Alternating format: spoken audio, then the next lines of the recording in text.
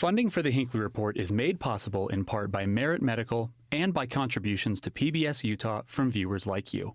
Thank you. On this episode of the Hinckley Report, lawmakers announced legislative priorities that could have a big impact on Utah. State leaders react to major court rulings. And our panel dives into the stories ahead of the 2025 session.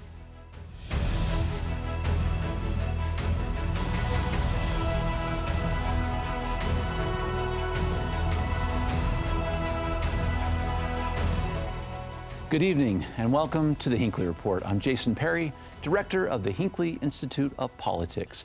Covering the week, we have Jay Evenson, opinion editor with Deseret News, Lindsay Aerts, anchor with ABC4 and host of Inside Utah Politics, and Marty Carpenter, partner with Northbound Strategy. Thank you for being with us on the program today. A lot happening as the legislative session gets ready to start, but also as we have an inauguration of the new president of the United States. Jay, I want to start with you for just a moment because this is going to happen on Monday, yes. The inauguration. And the part that I think is interesting is sort of what's being forecast to come. And that is President Trump saying he'll take the oath of office, march to the Capitol and sign 100 or so executive orders. Talk about that because it will flavor the rest of our conversation today. Well, I'm glad you're not going to make me recite all those 100, but you know, he's made several promises about things that he wants to do on day one, and I think we're all going to be hovering around the TV to see what he actually does.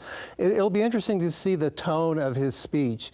David Eisenhower, the grandson of the late president, has talked about inaugurals, says you can either be a uniter or a leader in the tone of your talk. Now, this talk also coincides with Martin Luther King Day, who was definitely a uniter. What type of tone is the president going to take, and how will that lead into what happens the rest of the day? And I guess I have a question of whether Utah is part of this discussion at all. We know we have public lands issues here, and we've seen this kind of ping pong back and forth between presidents, between growing and shrinking monuments and our national parks as well. So does that play into any of these executive orders? Yeah, I'm so curious about it. Oh, Marty, go ahead and have a comment. I was just going to say a lot of the doing initially is probably a lot of undoing. So it's a lot of let's get rid of what was done over the last 4 years to the extent we can, and let's start to move things in a different direction. One thing I've seen, though, from the administration to be in transition is that they are trying to strike this tone of uniting the country.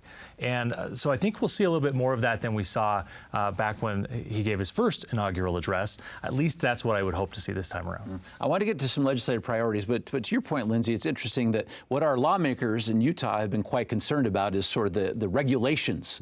And that seems to be what will be targeted in a lot of these executive orders, whether it's on energy or immigration, border security. A lot of it is going to get to those regulations themselves, which seems to be something our elected officials have been talking about. Yeah, and it's been interesting when we have a Democrat administration, our Republican federal delegation doesn't like the president's executive orders. So I'll be interested to watch whether that also applies when there's a Republican administration, because in theory, the president and our federal delegations are aligned on most of those things, right? And so do the executive orders from the president come in and, like Marty was saying, undo things?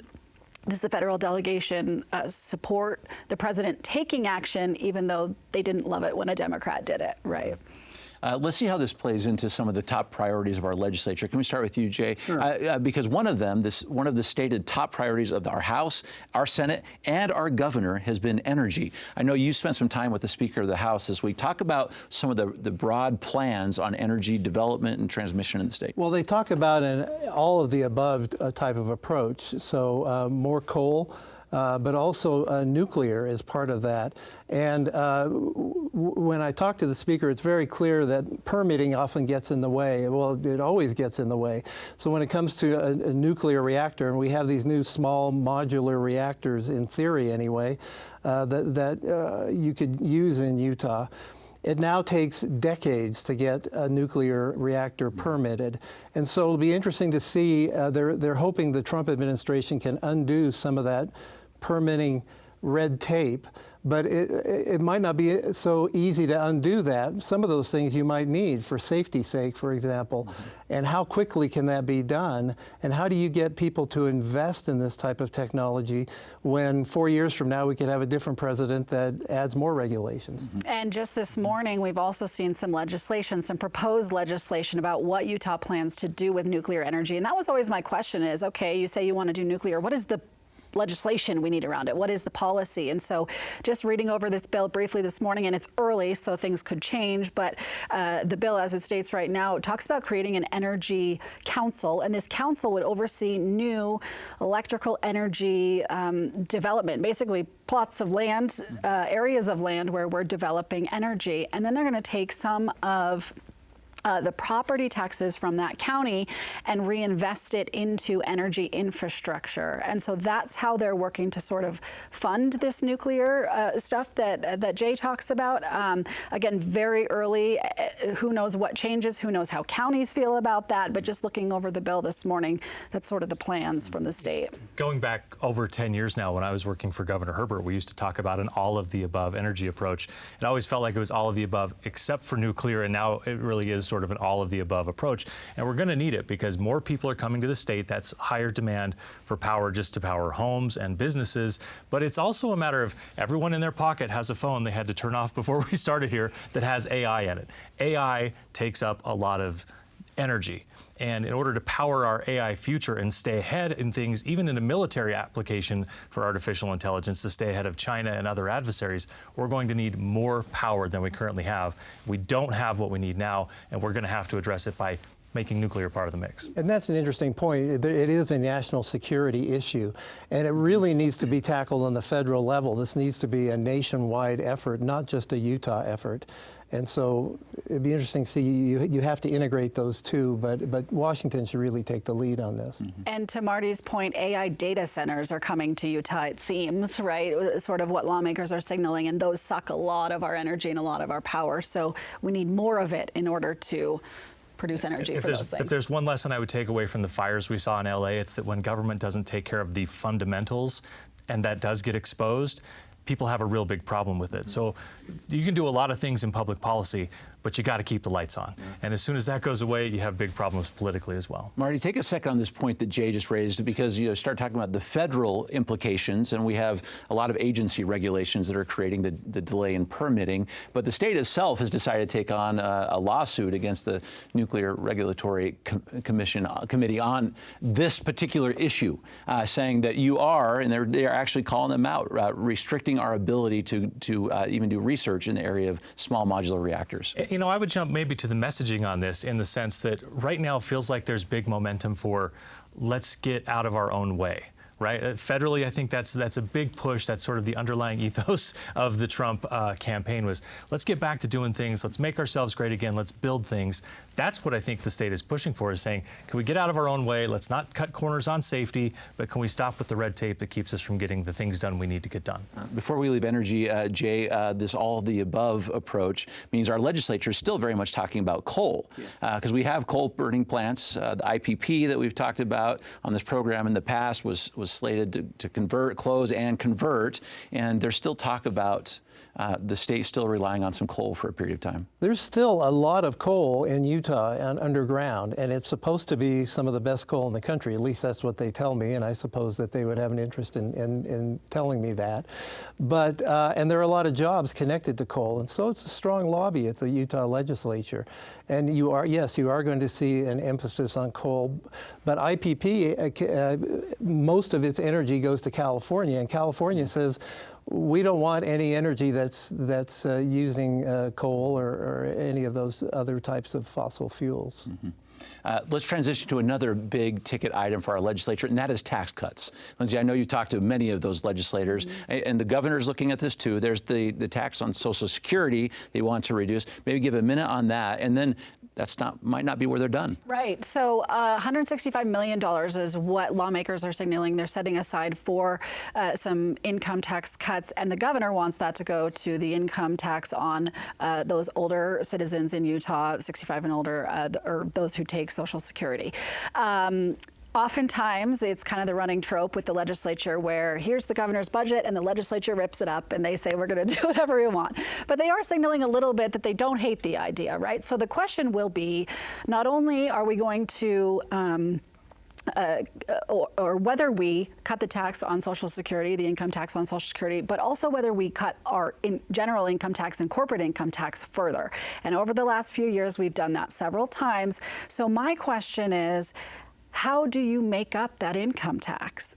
There's only three-ish pots that come into the state legislature, and income tax is a major one of those. It also is earmarked to fund education. So as you continue to have that income tax come down, how do you replace that income? That's sort of the big picture I'm looking for some answers on. We're still looking for that answer. Marty, if you'll follow up on that too, with our legislatures saying that in the last 4 years, they've cut $1.2 billion already.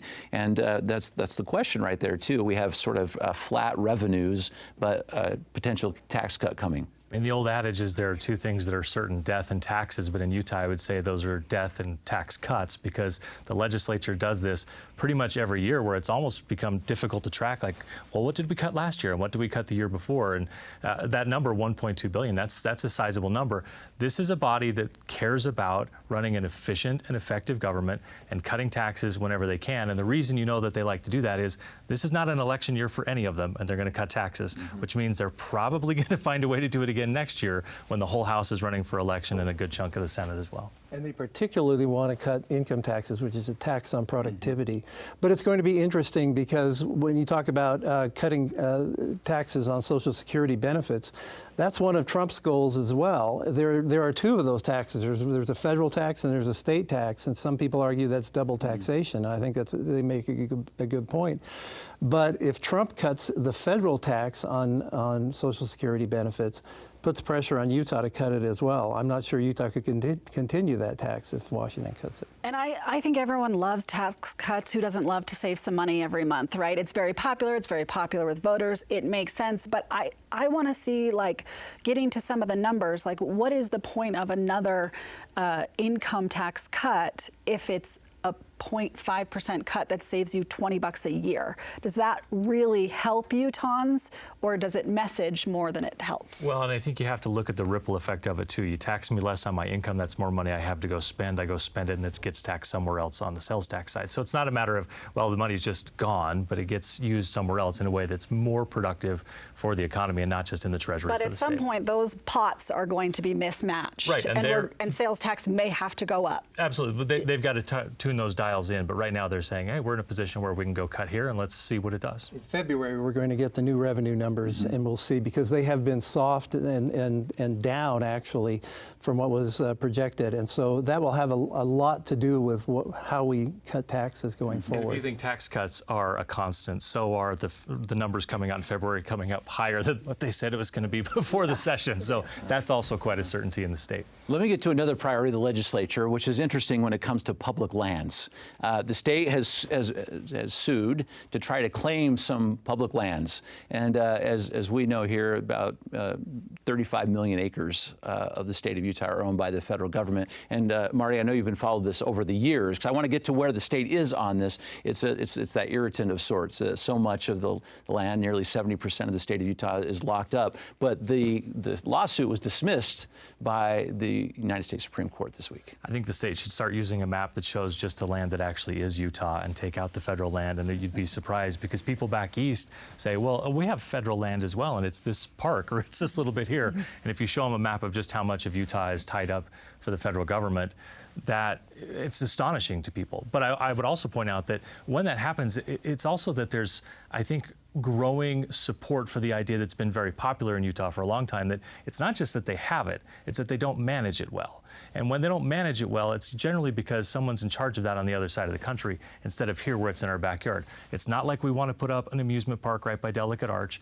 We just want to use the land that to its highest and best purpose. And of course we want to preserve and protect the parts that are most important. Well, go ahead, Lindsay. The big question will be now, where does the Attorney General's office go with this lawsuit, right? Because the Supreme Court declined to hear it. So the question is, and they haven't closed the door on bringing it to a lower court, where they actually argue the merits of whether Utah should be able to get this land from the federal government. But inevitably that goes to the 10th Circuit, and inevitably it ends up back at the Supreme Court. Do we fight that battle? Do we spend the money on that battle? Is it worth it? Something we're still waiting for Utah's new Attorney General Derek Brown to tell us. Jay, give us a little bit of the historical context of this, because in this lawsuit, our legislature was talking about this is for energy and grazing and some mining. The lawsuit didn't include any of those national parks in there, but it's one of those things we're trying to parse that there, which is still pretty sizable amount of property. Yeah, this has been going on for decades. You remember about 20 or so years ago, environmentalist groups were trying to have millions of acres designated as protected wilderness.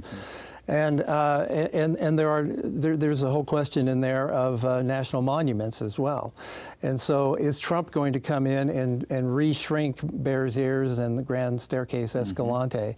And if that's true, do we keep going in this kind of yo-yo situation where, because presidents under the Antiquities Act of 1906 can designate monuments, and we haven't really tested this in the court, but as far as we know now, can change the size of monuments that were designated by previous presidents. So that's going to be interesting to watch as well.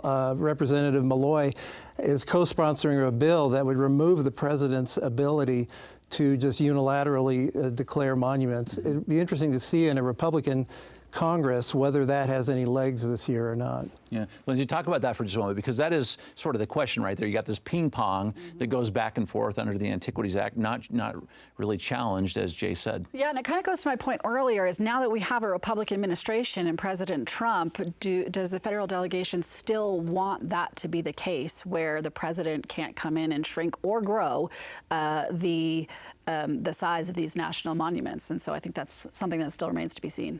It'd be a very popular thing for the president to sign a bill taking away that power from him, at least in Utah. A couple other interesting things going on in the state of Utah. We have some hockey fans here, don't we, at this table? And it turns out to be an increasing number of them. I saw my own first hockey game here with the Utah Hockey Club. Jay, I know you follow this really closely as well. Some polling that we did with you and the Deseret News, the Hinckley Institute and the Deseret News, found that 30% of Utahns are following the team closely or somewhat closely, 30% not too closely, 46% not at all. Give us some of the optimism of these numbers, because you follow this so closely. I mean, at first blush, if the average person looks at that, they think, well, that's not very good. But let's think about that for a minute. This is a poll of registered voters in Utah, and there's about 2 million or so of those. If you take 25 to 30% of that, we're talking about somewhere in the range of 400,000 people who are following the team closely. That's pretty good in the first season for a hockey team. This typically hasn't been considered a hockey country. We had a minor league team for many years. But if I owned the team, I'd be pretty excited about that. And I'm glad you're pointing that out to me, Jay, because I was one of those naysayers that saw the 30% and I was like, oh, wah, wah, that's kind of a bummer. But because when you go to these games, they're fun and they're energetic and people are so excited. And as we in the media, local media, rolled out the team coming in, right, there was so much excitement and so much buzz and so much hype. And so you felt that. And then to see the 30%, like, I'm glad you're saying it's a positive thing, because I was kind of like, oh, well, maybe it's not as big a deal as we thought it is, but I guess those are good numbers. The NHL's had success in markets where teams have come into a market and had success on the ice. They've won a Stanley Cup in Colorado their first year. Vegas got to the Stanley Cup final their first year. This team's not probably right there, but I can tell you they have the building blocks that a few years from now, 2-3 years from now, with the right moves, they could be really good. The arena's going to get better. People are going to get more and more accustomed to it. Give them a name. We'll figure all of that stuff out. I have been convinced for 30 years that Utah is going to be a really strong hockey market, because we're a good winter sports market. We had one of the greatest hockey games in the history of the sport here in 2002 during the Winter Olympics. It's going to be really popular. It's going to succeed. And I would say this, I hear more people talking about the hockey club than I do talking about the Jazz right now. And don't let this guy fool you. He is a Colorado Avalanche fan. So don't let him. That was kind of hard to say nice things about them. So don't let him fool you. Shows the sincerity right there. Go ahead, Jay. But that same poll questioned people about the Jazz, and it was only about 40% of people who follow the Jazz closely, which again is a very good number. but hockey's not that far behind, which I think is impressive for the first year.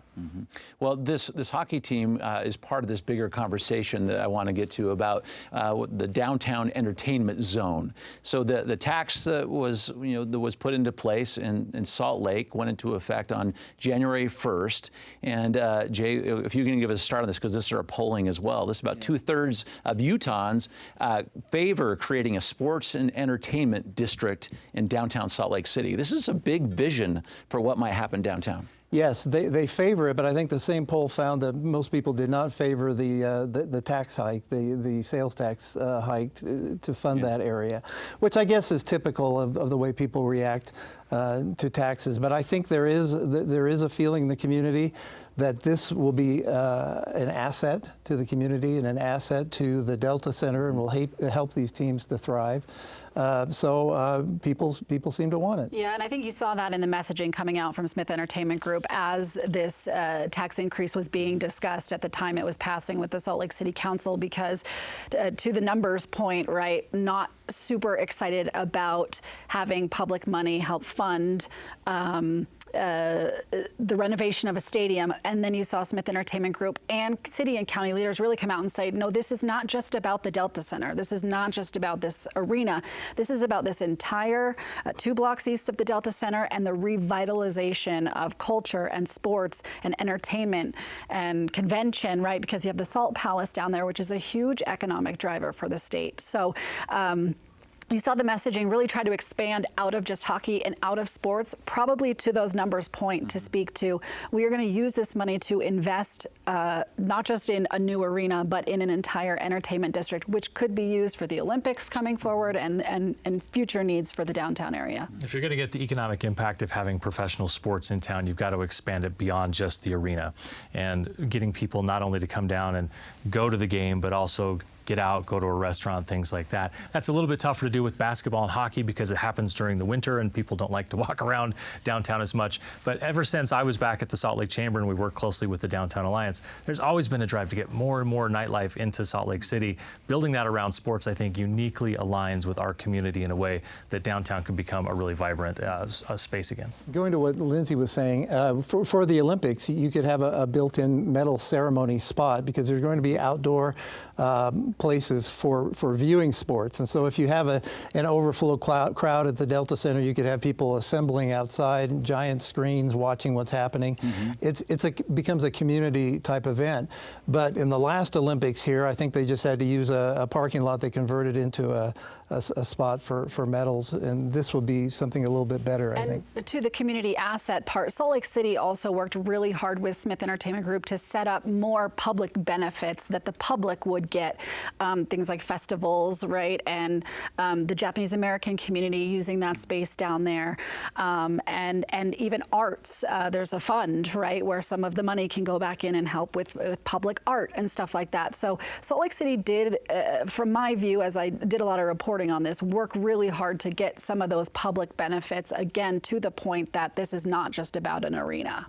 Before we leave it, Marty, this is to your point as well. Natalie Gochner, who runs the Gardner Policy Institute, estimates that 75 to 80% of the sales tax paid will be paid by businesses and non-residents of Salt Lake City, so largely not the citizens themselves. The best way to do it is to tax people who are here from out of town because they leave their money and they go home. We don't have to educate their kids or take care of them in any other way. So that's the best kind of tax revenue you can get. Okay. I want to talk for just a minute about the start of the legislative session because there will be a unique percentage here. Jay, I want to talk about this for just a moment. A record number of women in the legislature for this coming legislative session. It's the most diverse legislature that we have had. 29% women was 31, and we have many new incoming members of our legislature.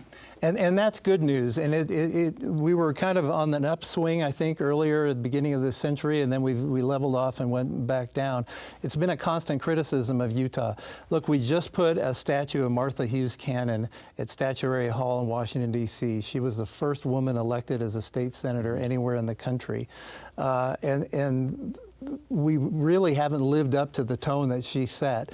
And it's been a criticism for many years that we don't have enough women in politics in Utah and in elected office. It'll be interesting to see how they affect things, how they affect the tone of the discussions and legislation that is proposed and passed at the legislature. It'll be interesting to see, too, if we continue this trend. Yeah, talk about that trend, Lizzie. Yeah, it is important that we have diversity in our state legislature, that we have not just diversity in race, but in gender as well. Women make up 50% of our population. Does it make sense that we have more representation in Utah's legislature?